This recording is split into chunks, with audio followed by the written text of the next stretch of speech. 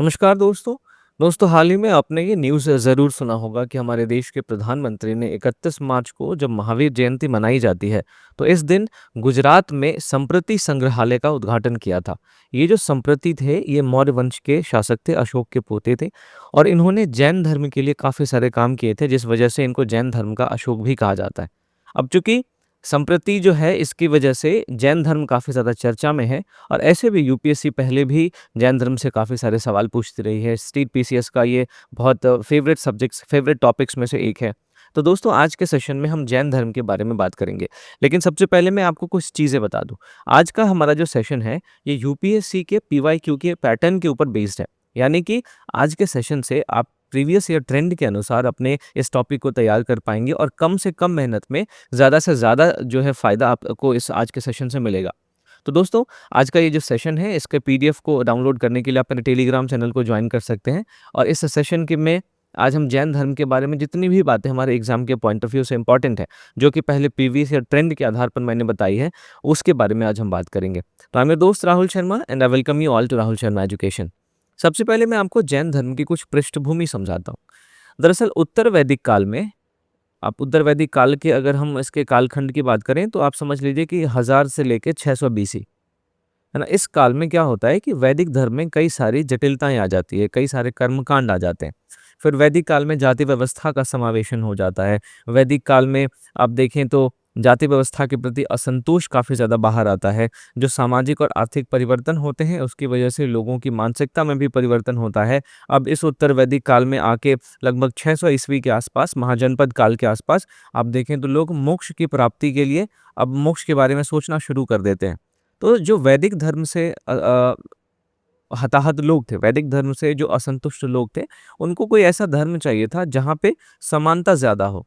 तो आप देखेंगे कि उत्तर वैदिक काल में, महाजनपद काल में, जो वैदिक धर्म के कर्मकांडों के खिलाफ कई सारे धार्मिक पंथों का उदय होता है। उसी में से एक था जैन पंथ। इसके अलावा बौद्ध पंथ थे और टोटल ऐसे 67 पंथों का उदय हुआ, जिसने वैदिक धर्म को प्रतिस्थापित करने की कोशिश की और वैदिक धर्म का एक विकल्प प्रस्तुत करने की कोशिश की।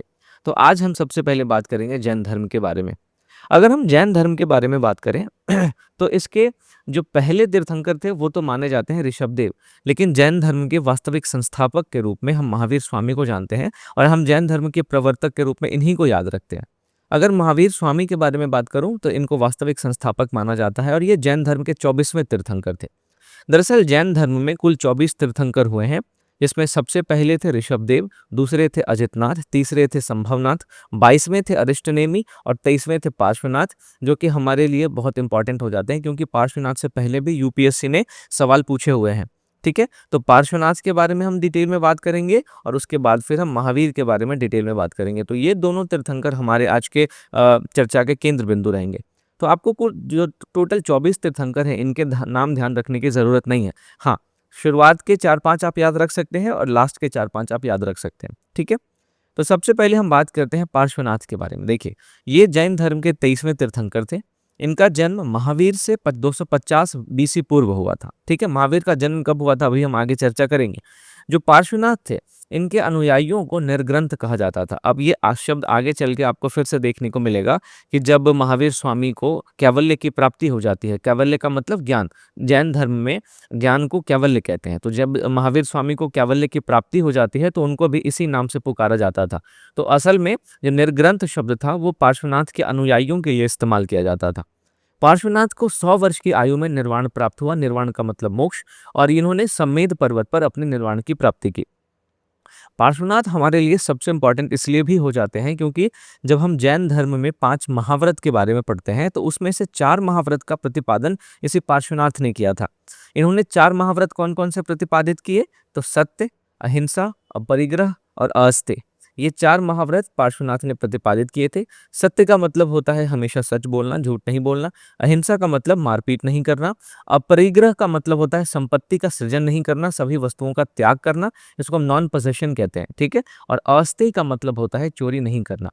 अब दरअसल ये जो आगे चल के हम बात करेंगे पंच महाव्रत के बारे में, तो यहाँ पे आपको दो शब्द देखने को मिलेंगे पंच महाव्रत के बारे में जब हम बात करेंगे। तो जब इन पंच महाव्रत का पालन साधुओं के द्वारा किया जाता है, इसका पूर्ण तरीके से पालन किया जाता है, तो हम इसको महाव्रत कहते हैं। और जब गृहस्थों द्वारा आंशिक रूप से इन 5 महाव्रतों का पालन किया जाता है तो हम इसको अनुव्रत कहते हैं।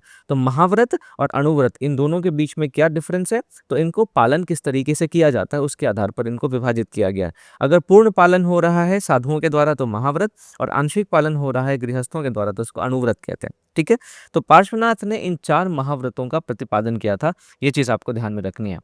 अब हम आते हैं जैन धर्म के वास्तविक संस्थापक महावीर स्वामी के बारे में।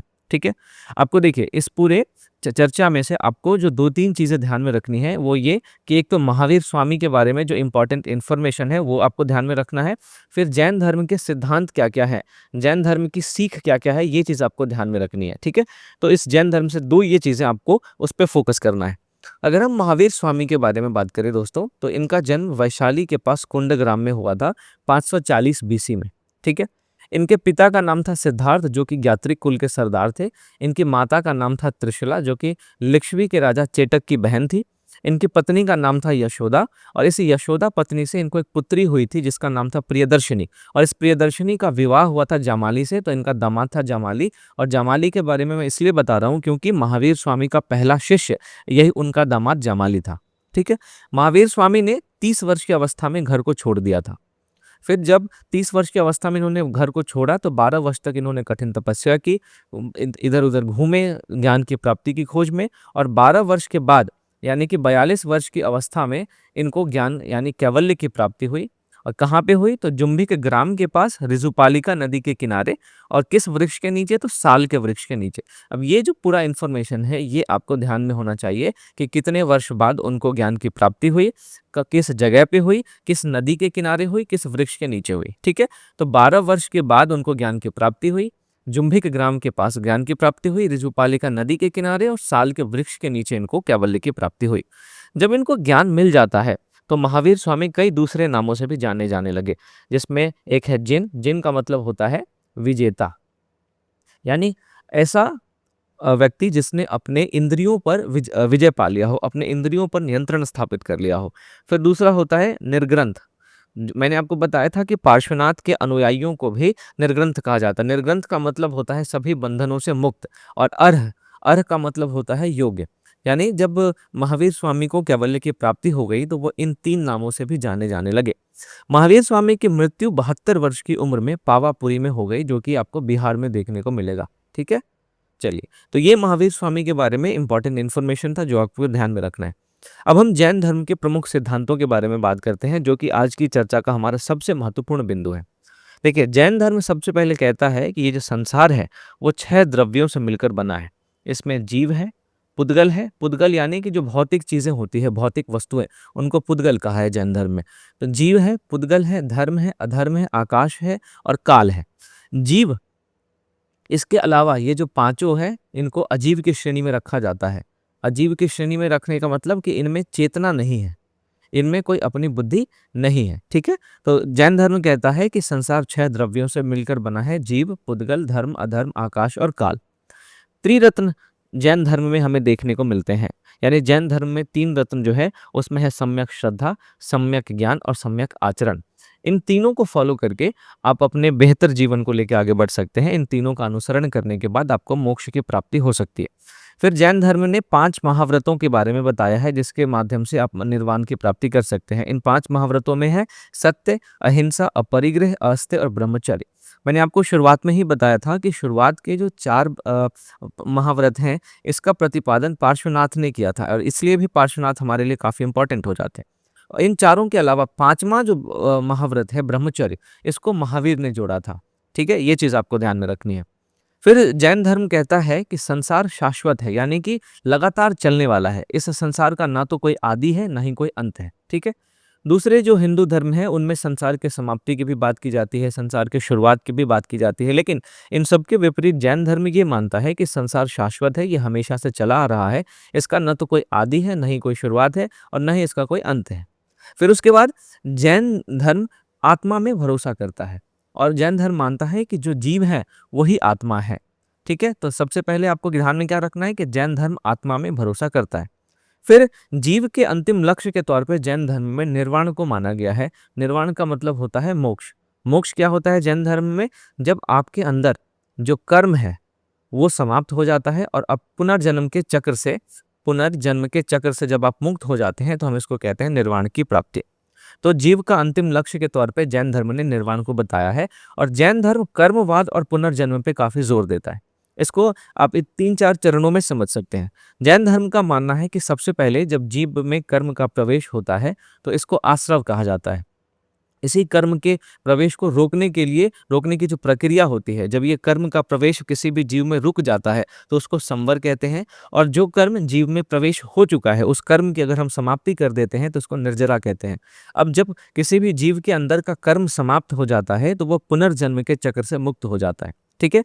और इसी निर्जरा की स्थिति के बाद जो है निर्वाण है वो प्राप्त होता है और फिर जीव पुनर्जन्म के चक्र से मुक्त हो जाता है। तो ये आश्रव का मतलब क्या होता है, संवर का मतलब क्या होता है और निर्जरा का मतलब क्या होता है, इन तीनों का मतलब आपको पता होना चाहिए। यूपीएससी कई बार सीधा सीधा शब्द लिख के इसके अर्थ को पूछ देती है ना। जैसे यूपीएससी ने कई बार अब पूछा है। उसके बाद कर्म और पुनर्जन्म की बात तो मैंने आपसे बात की। तो हाँ, दो चीज़ आपको क्या ध्यान में रखनी है कि आत्मा में जो जैन धर्म है वो विश्वास करता है और पुनर्जन्म में भी जैन धर्म विश्वास करता है। ठीक है। आगे बढ़ते हैं। जैन धर्म अहिंसा पर बहुत ज़्यादा जोर देता है। हालांकि बौद्ध धर्म में भी आपको अहिंसा पर बल देखने को मिलेगा, लेकिन जैन धर्म अतिवाद की सीमा तक अहिंसा का पालन करने की बात करता है। इसलिए आप देखेंगे कि जो जैन धर्म के अनुयायी हैं वो खेती करने से भी कतराते हैं, क्योंकि उनका ये मानना है कि ज़मीन में छोटे छोटे माइक्रो ऑर्गेनिजम्स रहते हैं और जब हम खेती करते हैं तो उनकी डेथ हो जाती है। तो ये भी एक प्रकार की हिंसा है। इसीलिए आपको अधिकांश जैन धर्म के अनुयायी व्यापारी देखने को मिलेंगे। वो ना तो खेती करते हैं ना मजदूरी करते हैं, वो अपना व्यापार करते हुए दिखते हैं, क्योंकि खेती करने का ऑप्शन उनके पास नहीं है। तो जैन धर्म अहिंसा का पालन अतिवाद की सीमा तक करने की बात करता है। फिर जैन धर्म का सबसे प्रमुख सिद्धांत है अनेकांतवाद। इसको आपको ध्यान से समझना है। अनेकांतवाद ये कहता है कि सत्य एक नहीं होता, सत्य बहुत सारे होते हैं। यानी अनेकांतवाद सत्य के बहुलता की बात करता है। इसका मतलब ये है कि अगर 3 इंसान हैं ए, बी और सी, तो ए ने जो बात कही है जरूरी नहीं है कि वो पूरी तरीके से सत्य हो। बी की बात भी सत्य हो सकती है, सी की बात भी सत्य हो सकती है। यानी कि सत्य का कोई एक रूप नहीं होता, सत्य के बहुत सारे रूप होते हैं। इसी को हम सत्य की बहुलता कहते हैं। अब मान लीजिए अगर इन तीनों को ये पता है कि ए ने जो कहा है वो पूरी तरीके से सत्य नहीं है, बी को भी पता है कि मैंने जो कहा वो पूरी तरीके से सत्य नहीं है, ए भी सही हो सकता है, और सी को भी पता है कि बी और ए ये दोनों भी सत्य हो सकते हैं, जरूरी नहीं है कि मेरी बात ही सही हो। तो इससे ये होगा कि ये तीनों ही एक दूसरे के विचारों का सम्मान करना सीख जाएंगे, एक दूसरे के विचारों के साथ समन्वय करना सीख जाएंगे। तो इसी को अनेकांतवाद बढ़ावा देता है। यानी ये सत्य की बहुलता की बात करता है और ये दूसरे के विचारों का सम्मान करना सिखाता है। तो ये अनेकांतवाद की सबसे महत्वपूर्ण विशेषता है। लेकिन जब हम अनेकांतवाद के ज्ञान को वाणी के द्वारा प्रकट करते हैं तो उसको स्यादवाद कहा जाता है।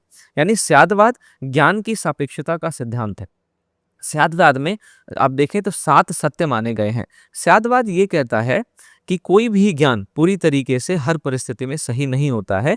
कोई भी ज्ञान पूरी तरीके से हर परिस्थिति में सही नहीं होता है, मतलब वो सापेक्षता सही होता है। मतलब एक परिस्थिति में सही होगा तो दूसरी परिस्थिति में गलत होगा।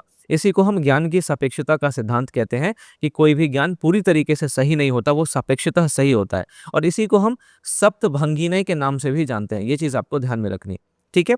फिर उसके बाद जैन धर्म अनीश्वरवादी है। जैन धर्म ईश्वर को नहीं मानता है। वो जिन यानी महावीर स्वामी को ईश्वर से ऊपर मानता है, या किसी ऐसे व्यक्ति जिसने अपने इंद्रियों पर नियंत्रण कर लिया हो, कैवल्य की प्राप्ति कर ली हो, वो ईश्वर से ऊपर है। तो जैन धर्म अनीश्वरवादी है। ठीक है। फिर उसके बाद जैन धर्म ये मानता है कि इस संसार का निर्माण जीव और अजीव ये 2 मूल तत्वों से हुआ है। इन दोनों के मिलने से ही संसार का निर्माण हुआ है। जो जीव होता है उसके अंदर आत्मा होती है, इसलिए उसके अंदर चेतना होती है। और जो अजीव है यानी कि संसार जो 6 तत्वों से मिलकर बना है, उसमें मैंने आपको बताया था कि जीव था, अजीव था, माफ कीजिएगा, जीव था, और ये जो पांचों हैं पुद्गल, धर्म, अधर्म, आकाश और काल, इनको अजीव की संज्ञा दी जाती है। ठीक है। तो जो जीव है उसमें चेतना तो होती है, लेकिन इन पांचों में, पुद्गल में, धर्म, अधर्म, आकाश और काल में चेतना नहीं होती। इनमें आप देखें तो इनको अजीव की श्रेणी में रखा गया है। तो यही जीव और अजीव के मिलने से इस संसार का निर्माण हुआ है। तो ये जैन धर्म है दोस्तों, और उसके ये प्रमुख सिद्धांत हैं जिसके बारे में आपको पता होना चाहिए। अनेकांतवाद क्या होता है पता होना चाहिए आपको। अनीश्वरवादी होने का क्या मतलब है ये पता होना चाहिए आपको, ठीक है। और फिर जैन धर्म के ज्यादातर अनुयायी व्यापारी ही क्यों होते हैं, तो उसके पीछे का कारण ये है कि जैन धर्म अहिंसा का पालन अतिवाद की सीमा तक करने की बात करता है, ठीक है। अब दोस्तों हम बात करते हैं जैन संगीति के बारे में। दरअसल पहली बार 300 बीसी में पाटलिपुत्र में स्थूलभाद्र के अध्यक्षता में पहली जैन संगीति का आगमन हुआ। जैन संगीति का मतलब कि एक तरीके का सम्मेलन आप समझ सकते हैं, जिसमें जैन धर्म के जो प्रमुख गुरु होते हैं वो आते हैं, अपनी बातें रखते हैं। प्रथम जैन संगीति में ही जैन धर्म का विभाजन हो गया था, और इसी जैन संगीति में 12 अंगों का संपादन भी हुआ था। ये 12 अंग जैन धर्म के सबसे प्रमुख ग्रंथों के रूप में जाने जाते हैं। इसके बाद द्वितीय माफ कीजिएगा, द्वितीय जैन संगीति आपको 513, कहीं कहीं पे आपको 512 ईस्वी भी देखने को मिलेगी। यानी कि प्रथम जैन संगीति के लगभग 800 वर्षों के बाद गुजरात के वल्लभी में द्वितीय जैन संगीति देवर्धि क्षमाश्रवण की अध्यक्षता में हुई थी। द्वितीय जैन संगीति की विशेषता यह है कि इसमें जो भी जैन धर्म के धर्म ग्रंथ हैं उनका अंतिम रूप से संकलन हुआ और उनको फिर लिपिबद्ध किया गया। अब देखिए, जैन धर्म में विभाजन हम अब आगे बात करेंगे, तो इसके पहले आप ये समझिए कि जैन धर्म में विभाजन आखिरकार क्यों हुआ। दरअसल 300 इस बीसी के आसपास, 300 ईसा पूर्व के आसपास मगध में काफी अकाल पड़ा। अब इस अकाल से बचने के लिए जैन धर्म को मानने वाले कुछ लोग कहाँ चले गए, दक्षिण भारत चले गए, और कुछ लोग वहीं मगध में ही रह गए, ठीक है। अब दक्षिण भारत वो इसलिए चले गए क्योंकि जैन धर्म में जिस तरीके के नियम है उन नियमों का पालन करने के लिए अकाल की स्थिति सही नहीं थी, इसलिए वो दक्षिण भारत चल गए। विशेषकर आप देखेंगे श्रवण बेलगोला में जाकर जो दक्षिणी जैनी है वो गए थे, वहां जाके बसे थे, और फिर दूसरे मगध में ही रह गए। तो दोस्तों, जब मगध में अकाल समाप्त हुआ तो फिर दोबारा से जो दक्षिण में जैन चले गए थे, जो दोबारा से वो मगध में आते हैं, तो वो ये देखते हैं कि मगध में जो रहने वाले जैन थे उन्होंने क्या किया है, बहुत सारे जैन धर्म के नियमों में संशोधन कर दिया है ना। उन्होंने बहुत सारे नियमों को बदल दिया है। इस बात से वो काफी नाखुश हुए, और इसी पृष्ठभूमि में आपको प्रथम जैन संगीति 300 बीसी में देखने को मिलेगा, पाटलिपुत्र में स्थूलभद्र के नेतृत्व में, ठीक है। चलिए, तो जैन धर्म में इसी प्रथम जैन संगीति में विभाजन हो जाता है। जो दिगंबर थे उन्होंने बोला कि आपने जैन धर्म के सारे सिद्धांतों को उलट-पुलट कर दिया है, तो हम आपके साथ अब नहीं रह सकते हैं, हम अलग तरीके से जैन धर्म को मानेंगे। तो जो दिगंबर थे और श्वेतंबर थे, इन दोनों के रूप में जैन धर्म का विभाजन हो जाता है। अगर हम श्वेतांबर की बात करें, तो जो स्थूल बाहु के अनुयायी थे, स्थूल बाहु के नेतृत्व में रहने वाले जैन लोग थे, उनको श्वेतांबर कहा गया, और जो भद्र बाहु के नेतृत्व में रहने वाले जैन लोग थे उनको दिगंबर कहा गया। भद्रबाहु के नेतृत्व वाले जो दिगंबर थे, जो कि दक्षिण में चले गए थे, उनको दक्षिणी जैनी भी कहा जाता है। जो श्वेतांबर हैं वो श्वेत वस्त्र धारण करते हैं, सफेद वस्त्र धारण करते हैं, क्योंकि अंबर का मतलब होता है वस्त्र और श्वेत का मतलब होता है सफेद। तो नाम से ही पता चलता है कि वो श्वेत वस्त्र धारण करते थे, और दिगंबर जो थे वो नग्न रहते थे। हालांकि श्वेतांबर और दिगंबर दोनों ही मूर्ति पूजा करते थे, लेकिन जहाँ श्वेतांबर की मूर्तियाँ अलंकृत होती थी, वहीं दिगंबर की जो मूर्तियाँ थी वो ध्यान मुद्रा में होती थी और बिल्कुल सादगी पर जोर देती थी, ठीक है। फिर श्वेतांबर जो थे वो स्त्रियों को भी मोक्ष प्राप्त कराने की बात करते थे। उनका ये मानना था कि स्त्रियों को भी मोक्ष प्राप्ति हो सकती है।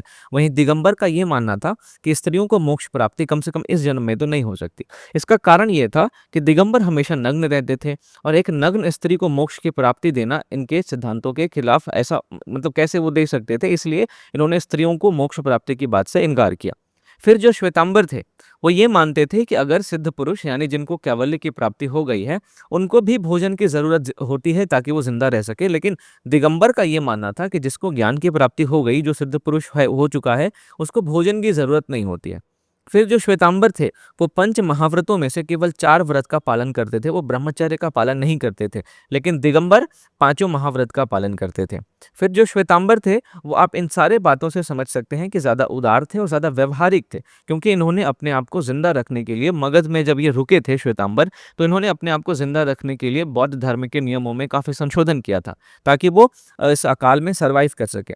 वहीं जो दिगंबर हैं वो ज़्यादा कठोर हैं, उनमें उदारता नहीं है, उनमें व्यवहारिकता नहीं है, वो त्याग प्रधान ज़्यादा है। तो इस तरीके से ये श्वेतांबर और दिगंबर के बीच का जो आप अंतर है आपने समझा होगा। दोस्तों आपको एक चीज़ ध्यान में रखनी है कि जैन धर्म ने जो अपने विचारों को दिया है, वो विचारों को उन्होंने सांख्य दर्शन से ग्रहण किया है। सांख्य दर्शन कपिल मुनि का दर्शन है, इसके बारे में हम किसी सेपरेट वीडियो में बात करेंगे कि अलग-अलग दर्शन क्या है, उनके मुख्य विचार, उनके केंद्रीय विचार क्या-क्या है, ठीक है? तो ये फैक्ट आपको ध्यान में रखना है कि जैन धर्म ने अपने विचारों को कहाँ से ग्रहण किया है, तो सांख्य दर्शन से। तो ये दोस्तों हमने श्वेतांबर और दिगंबर के रूप में जैन धर्म का विभाजन समझा। अब आप देखिए अगर प्रीवियस ईयर का क्वेश्चन तो जैन धर्म के प्रमुख केंद्र कौन से थे, इससे भी यूपीएससी ने सीधा-सीधा सवाल पूछा है। जैन धर्म को संरक्षण देने वाले प्रमुख राज्य कौन-कौन से थे, प्रमुख राजा कौन-कौन से थे, इसके बारे में भी इस यूपीएससी ने पहले पूछा हुआ है। तो हम इन सारे टॉपिक्स को अब कवर करेंगे। अगर हम जैन धर्म के प्रमुख केंद्र के बारे में बात करें, तो उत्तर भारत में इसका प्रमुख केंद्र था मथुरा, उज्जैन और हस्तिनापुर। हस्तिनापुर इसलिए क्योंकि कई सारे तीर्थंकरों की जन्मस्थली थी। जब आप 24 तीर्थंकरों को देखेंगे तो उनके जन्मस्थली में से कई सारे ऐसे हैं जिनकी जन्मस्थली आपको हस्तिनापुर देखने को मिलेगी। पूर्वी भारत में जैन धर्म के केंद्र के रूप में आपको पावापुरी और राजगीर और बिहार में आपको दिखेगा। फिर ओडिशा में आपको कलिंग देखने को मिलेगा जहाँ का राजा था खारवेल, और इसने जैन धर्म को काफ़ी संरक्षण दिया था क्योंकि खारवेल के अभिलेख से भी जैनियों का उल्लेख मिलता है। पश्चिमी भारत में जैन धर्म के प्रमुख केंद्र के रूप में वल्लभी आपको गुजरात में देखने को मिलेगा। माउंट आबू है राजस्थान में, यहाँ पे आपको जैन धर्म का दिलवाड़ा मंदिर भी देखने को मिलता है, और फिर गुजरात में आपको गिरनार देखने को मिलेगा। दक्षिण भारत में श्रवण बेलगोला और कांची दो जैन धर्म के प्रमुख केंद्र थे। ये श्रवण बेलगोला वही श्रवण बेलगोला है जहाँ पे भद्रबाहु ने अपने अनुयायियों को लेकर प्रस्थान किया था जब मगध में अकाल पड़ा था, और यहीं पे श्रवण बेलगोला में जाकर ही भद्रबाहु ने शरण ली थी। भद्रबाहु का एक अनुयायी था चंद्रगुप्त मौर्य। चंद्रगुप्त मौर्य ने भी अपने प्राणों का त्याग संलेखना विधि से किया था इसी श्रवण बेलगोला में। संलेखना विधि क्या होती है अभी हम आगे बात करेंगे, ठीक है? तो ये जैन धर्म के प्रमुख केंद्र थे जिसको आपको ध्यान में रखना है, ठीक है? और ये मैंने अलग-अलग क्षेत्र के रूप में विभाजित कर दिया है ताकि आपके लिए याद करना आसान हो जाए। अगर हम जैन धर्म के संरक्षण देने वाले प्रमुख राज्यों की बात करें, तो मगध था सबसे पहले, जिसमें नंद वंश थे, मौर्य वंश थे, इन सारे वंशों ने जैन धर्म को संरक्षण दिया था। और जिस संप्रति के संग्रहालय का उद्घाटन अभी हाल ही में नरेंद्र मोदी ने किया, वो इसी मौर्य वंश का था और वो अशोक का पोता था। तो इस संप्रति ने जैन धर्म के लिए काफ़ी सारे काम किए थे, लगभग 1,25,000 मंदिर बनवाए थे। हालाँकि इस संप्रति के बारे में जो साक्ष्य हैं, उनकी प्रामाणिकता पर हमें एक अंधकार छाया हुआ है, उसकी प्रामाणिकता पर सवाल खड़े किए जाते हैं। लेकिन फिर भी ऐसा माना जाता है कि संप्रति ने जैन धर्म के लिए बहुत सारा काम किया था, इसलिए उसे जैन धर्म का अशोक भी कहते हैं। फिर उसके बाद आपको ओडिशा में कलिंग राज्य देखने को मिलेगा जिसका शासक खारवेल ने जैन धर्म को संरक्षण दिया था। गुजरात में आपको सोलंकी देखने को मिल जाएंगे, कर्नाटक में गंग वंश और राष्ट्रकूट वंश देखने को मिल जाएगा, मध्य भारत में आपको चंदेल देखने को मिल जाएगा। तो जो प्रमुख शासक जिन्होंने जैन धर्म को संरक्षण दिया था उनमें बिंबिसार था, अजातशत्रु था, महापद्मनंद था और चंद्रगुप्त मौर्य था। ये चारों के चारों मगध में थे। फिर आपको कलिंग में खारवेल देखने को मिलेगा, राष्ट्रकूट शासक अमोघ वर्ष था, चालुक्य शासक कुमारपाल था। इन सभी शासकों ने जैन धर्म को संरक्षण दिया था। फिर उसके बाद अगर हम जैन साहित्य की बात करें दोस्तों, तो जैन साहित्य को हम दो प्रकार के साहित्य में बांट सकते हैं। एक है प्रारंभिक साहित्य, दूसरा है बाद का साहित्य। जो प्रारंभिक साहित्य था वो अर्धमागधी भाषा या प्राकृत में था और इसकी रचना महावीर के उपदेशों के आधार पर की गई थी।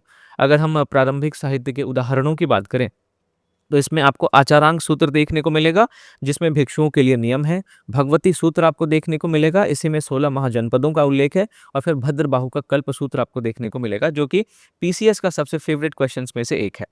अगर हम बाद के साहित्य की बात करें तो बाद के साहित्य प्राकृत में नहीं बल्कि संस्कृत भाषा में बनने लगे थे और संस्कृत के साथ साथ कन्नड़, अपभ्रंश जैसी कई क्षेत्रीय भाषाओं में भी बाद के जैन साहित्य लिखे गए थे। जैसे अगर हम तत्वार्थ सूत्र की बात करें तो इसको उमास्वामी ने लिखा था।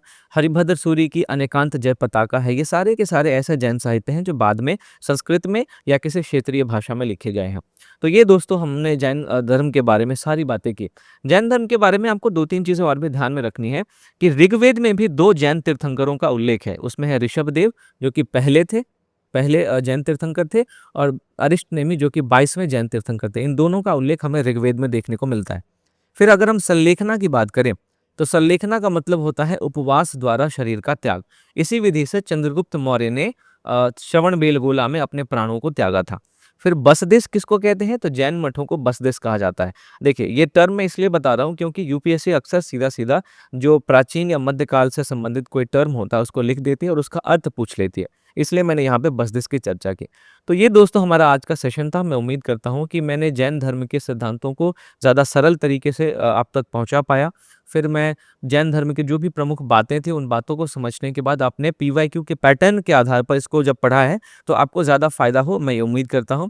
और दोस्तों अगर आपको इसका पीडीएफ चाहिए तो आप मेरे टेलीग्राम चैनल को ज़रूर जॉइन करें, जिसका नाम है राहुल शर्मा करंट अफेयर्स। इसका लिंक आपको डिस्क्रिप्शन में मिल जाएगा। और दोस्तों जाने से पहले वीडियो को लाइक करना ना भूलें, चैनल को सब्सक्राइब करना ना भूलें और अपने दोस्तों को शेयर करना ना भूलें। तो मिलता हूँ आपसे अगले टॉपिक बौद्ध धर्म के साथ। तब तक के लिए थैंक यू फॉर वॉचिंग।